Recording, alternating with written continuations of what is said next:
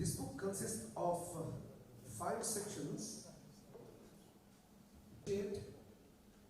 because 4 choose in Sri Lanka to write, and cricket because cricket itself.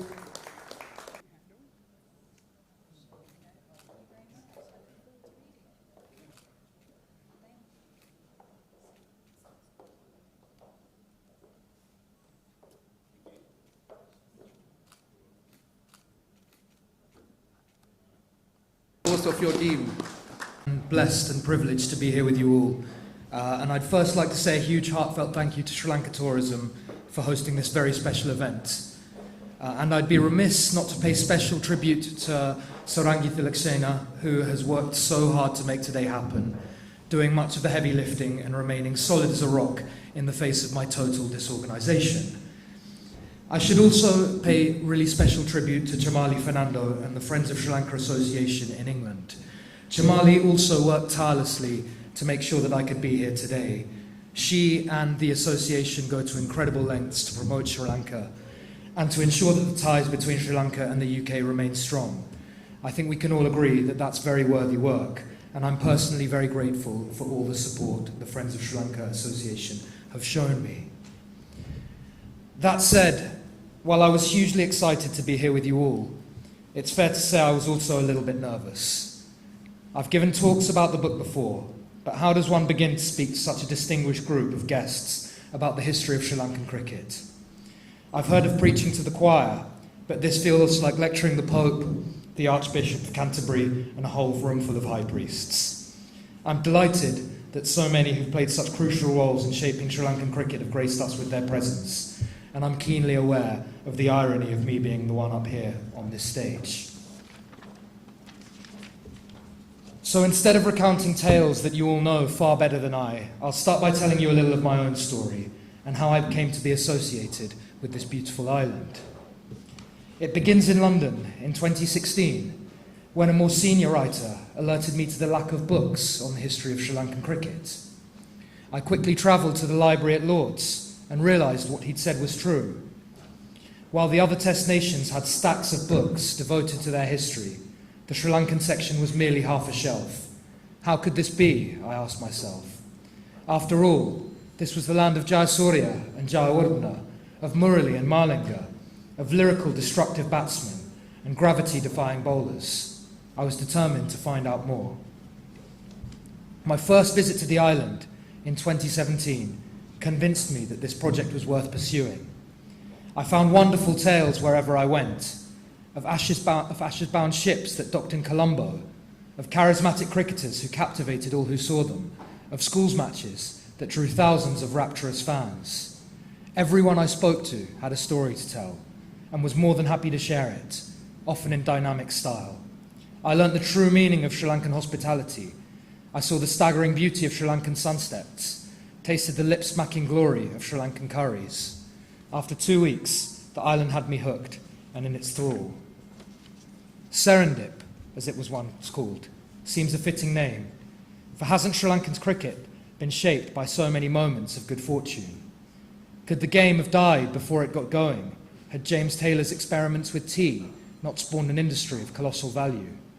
Would cricket have been able to survive and grow, had the Suez Canal not emerged as a stopover for voyages between England and Australia?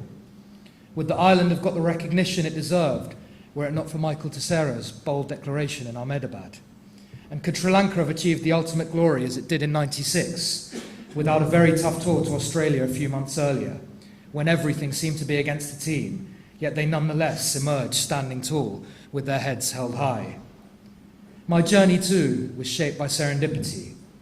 When I first placed a call to St Thomas's College, it was answered not, as usual, by one of the receptionists, but by their cricket-crazy assistant chaplain, Father Roshan Mendes.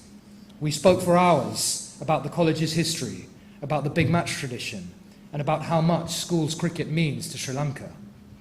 And when I decided to move to the island in 2018, Father Roshan instantly suggested that I could teach at St Thomas's and found me a place there, which seems a good juncture at which to read a brief passage from the opening chapter of my book. I arrived at St Thomas's on a hot, sleepy April afternoon. Drawn to the school by its rich cricket history, I'd agreed to teach English a couple of times a week in exchange for room and board. It sounded like a fair deal, and if I wanted to really learn about Sri Lankan cricket, there were few better places I could land. My new home was in a solemn whitewashed building at the heart of the school's campus. It was impossible to ignore its history. There in the smooth stone floors, dulled and patterned over time, in the splintering French doors and pockmarked flaky wallpaper. There was no hot water. It smelled of dust and made my clothes grow mould. The fan clung to the ceiling by little more than a thread. But it wasn't all bad. 3 creaky windows looked out onto an oval where some of the island's great captains, Tennyson, Tissera, Duleep Mendes, had cut their teeth. I'd heard stories of an innings the mythic Mahadavan Sathasivam played in 1936. Straight away, the ground's history inspired me, and with a little bit of housekeeping, my desk and chair were installed right behind the bowler's arm. I fell in love with that view. St Thomas's is home to the most picturesque cricket ground I've ever laid eyes on, marked by a white picket fence that could have fallen out of a Thomas Hardy novel, fringed on the south and west sides by tall coconut palms. From the stand above the pavilion, you can catch a glimpse of the glistening ocean, the middle no more than 100 yards from the shore. Wind whips across the ground straight from the Laccadive Sea, soothing spectators and bemusing visiting batsmen. Trains pass intermittently, a well-timed slog away. As dusk beckons and the sky gets splashed with shades from amber to violet, it's nothing short of magical. This patch of paradise was lovingly cared for by 8 groundsmen. They worked full-time, 7 days a week, typically languid, always barefoot, able to shift into overdrive out of nowhere on the eve of an important match. Their shed was next door to my flat. Sometimes they'd bring me lime water while I wrote. I'd often stop in and chat through the language barrier, watching a couple of overs of cricket. It was rare for there to be none to watch. I arrived outside of the first 11 season, but there were practices, junior matches, touring sides. On Sundays, the ground was rented out for corporate days or 6-a-side tournaments. Between classes, slivers of concrete were swallowed by joyous games of softball. Once September and the cricket season rolled around, it was relentless. Talk of the big match never far from lips. During those first few months in Colombo, I understood that a deep love of cricket was one of the island's defining features, as Sri Lankan as Rambutan or Thambali. In a patchwork society, oft riven by differences of class and creed, cricket carries a rare pan-national appeal. But the game's history is arcane. Test status only arrived in 1981, the years prior are patchily recorded. Even first-class scorecards from the 1980s have often been lost. As historian Jane Russell told me, when she first visited rural Sri Lanka in the 1970s, villages were awash with games of volleyball, but little cricket. So how did this game come to bury itself so deeply under the island's skin? This book was no doubt a quest for the soul of Sri Lankan cricket. But if it was the love of the game that brought me here, I left with a deep love for the island, which will remain part of me for the rest of my life. I was so lucky to travel during my time in Sri Lanka, to Jaffna and Hatton, to Ella and Tangala, and to all sorts of achingly beautiful places in between. Straight away I was struck by the stunning diversity of the island, the pristine golden beaches with their shimmering waters, the verdant rolling hills speckled with tea, the architecture redolent of east and west, be it perfect white dagobas or stone-column terracotta-roofed houses. Yet I soon came to realise there's so much more to Sri Lanka. The dizzying fusion of cultures, a rich history stretching back thousands of years, the smiles and laughter which come so easily and greet you everywhere you travel. The tourist industry has faced unique challenges in the years that have passed, yet I have utmost faith in Sri Lanka's ability to entice tourists back. And I've got no doubts that when people do touch down on Lankan soil, they'll find an island as enchanting and mesmeric as anywhere in the world. And what about Sri Lanka's cricket? There can be a tendency here to obsess over Lords or the SCG, but I've spoken to so many cricket fans from England and India, Australia and South Africa who agree on one thing. There's nowhere better in the world to watch cricket than Sri Lanka. Can any ground, anywhere, get close to Gaul? Enclosed on one side by the ocean and the ancient Dutch fort, with the rising clock tower in its shadow, it's surely one of cricket's most potent symbols. Nowhere else on earth do an international sports stadium and UNESCO heritage site stand side by side. In my own experience, there's no friendlier place to watch cricket. Some of my favourite days have come at Gaul, wandering through the fort in the morning to watch a couple of overs from the ramparts, strolling into the clubhouse for a beer and a plate of cuttlefish, rushing from the ground at close for a swim in the ocean as the sun starts to set. Nor is it Sri Lankan cricket's only treasure. There's much to love about the SSC, where goodwill, opinions on cricket, and often shots of arak are shared so liberally. And who can forget a rumbling train ride to Kandy, or the view from the grandstand at Pallekele?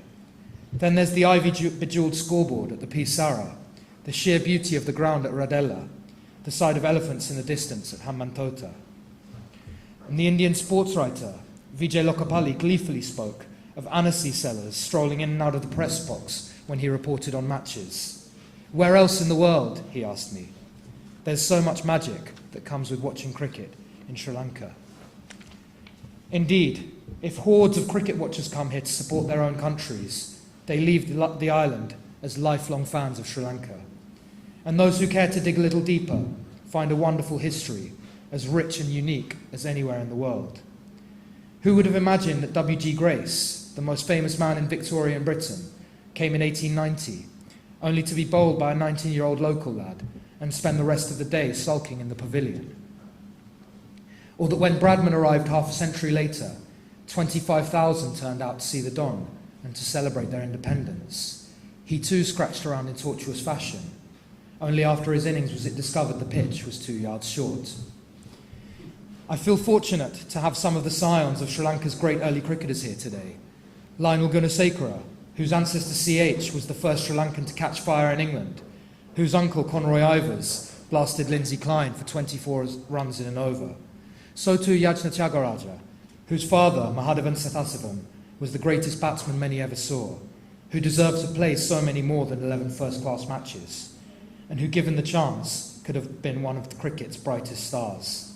I feel honoured, too, to have the greatest captains in our presence, the men who first went to England in 1975, and those who set the world alight 21 years later. At every turn, Sri Lankan cricket has been stocked full of great stories and incredible performances. Whether it was Wetamuni at Lord's, Murali at the Oval, Arjuna and Aravinda, Lahore, there's so much to look back on, so many magical moments to dissect and dwell upon.